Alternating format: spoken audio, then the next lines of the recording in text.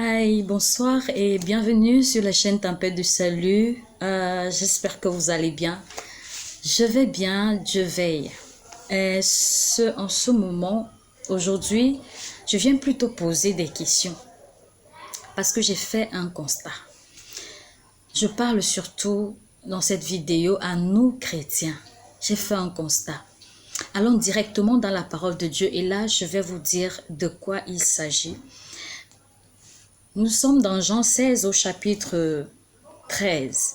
La Bible dit, « Quand le consolateur sera venu, l'Esprit de vérité, il vous conduira dans toute la vérité, car il ne parlera pas de lui-même, mais il dira tout ce qu'il aura entendu et il vous annoncera les choses à venir. » Voilà.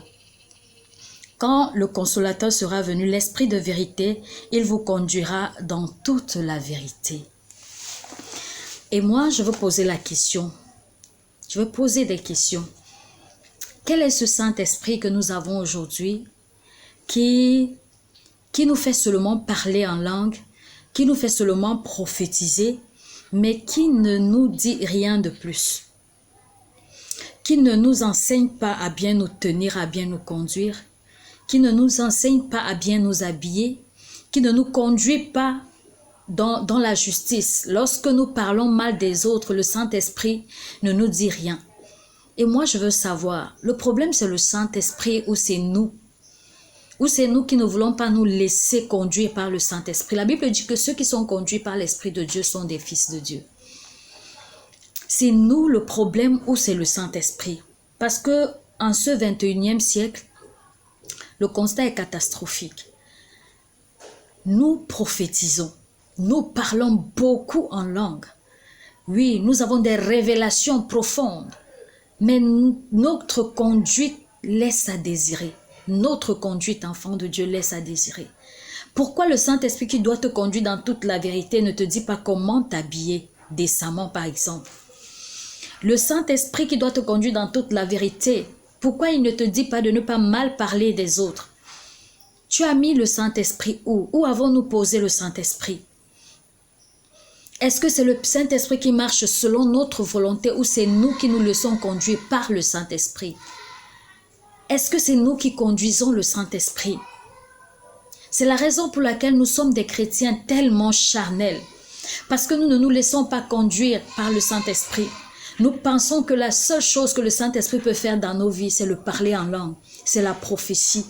Mais ces choses sont vaines. Et la Bible dit que l'amour de Dieu est répandu dans nos cœurs par le Saint-Esprit. Et si le Saint-Esprit habite en nous, où est l'amour entre nous, frères et sœurs? Où est l'amour qui doit résider entre nous?